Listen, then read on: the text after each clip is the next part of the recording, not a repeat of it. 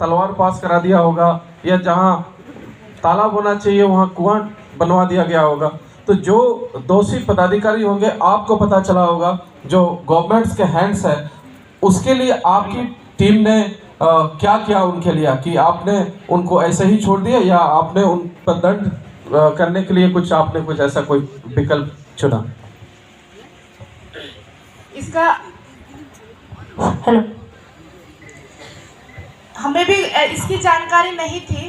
तो पंचायत के जो गवर्नमेंट्स के अनुसार एक पंचायत दर्पण बना हुआ है ऐप, जो पंचायत स्तर पर, जैसे कि आपने बोला कि तालाब बनाना था, बना दिया कुआं।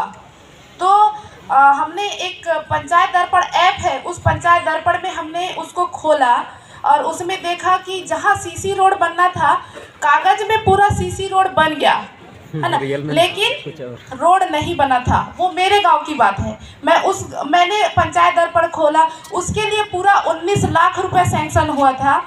मैंने बोला कि ये स्कूल से मुन्नी बाई के घर में 19 लाख का रोड बनना था और ये पूरा तो कागज में बन गया है। तो फिर मैंने गांव वालों के साथ एक बैठक ली और गांव वालों को बताया कि ये तो कागज में रोड बन गया है, लेकिन घर के सामने से रोड नहीं गई है, सीसी रोड।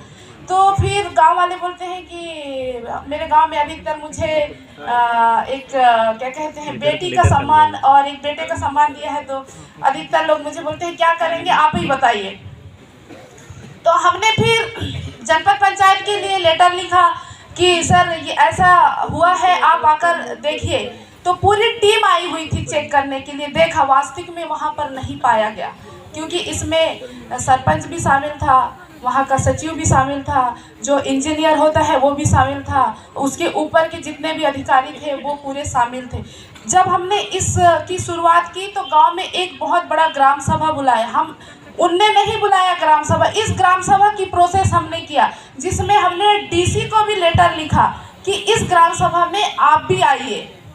तो जब हमने ग्राम सभा रखा, पूरे पद अधिकारी आए, सरपंच रहा। सरपंच, क्योंकि आजकल यही होता है ना कि ग्रामीण क्षेत्र के लोग कम पढ़े लिखे रहते हैं, लेकिन पैसा के बदौलत सरपंच बन जाते हैं। ऐसा बहुत देखा है हमने, क्योंकि उनको जानकारी का अभाव रहता है, क्योंकि रिजर्व कोटे में यही होता है हमारे इधर। तो हमने देखा, तो वो सरपंच बोलता है कि रोड बना रहे थे लेकिन नहीं बना। तो हम बोले कहाँ बना रहे थे रोड, ये तो रोड ही नहीं है यहाँ पर, ऐसा कहे। जब पूरी कमेटी बैठी, पूरा निराकरण हुआ, तब बोलते हैं कि वास्तविक में उनके ऊपर, तो वो जो सरपंच था, सरपंच के ऊपर तो केस, जो चार्जेस है गवर्नमेंट का जो लगता है वो लगा। हमने फिर बोला कि हमको तत्काल इस जगह में 19 लाख का रोड चाहिए।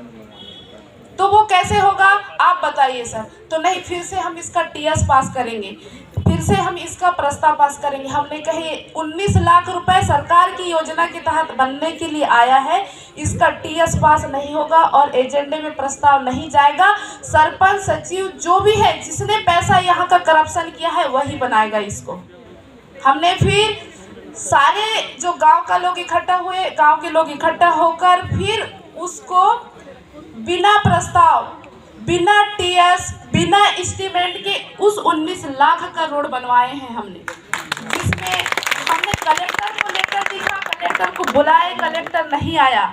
कि हमने कलेक्टर को ये भी बोला कि सर अगर आप नहीं आएंगे तो इस करप्शन में आप भी शामिल हैं।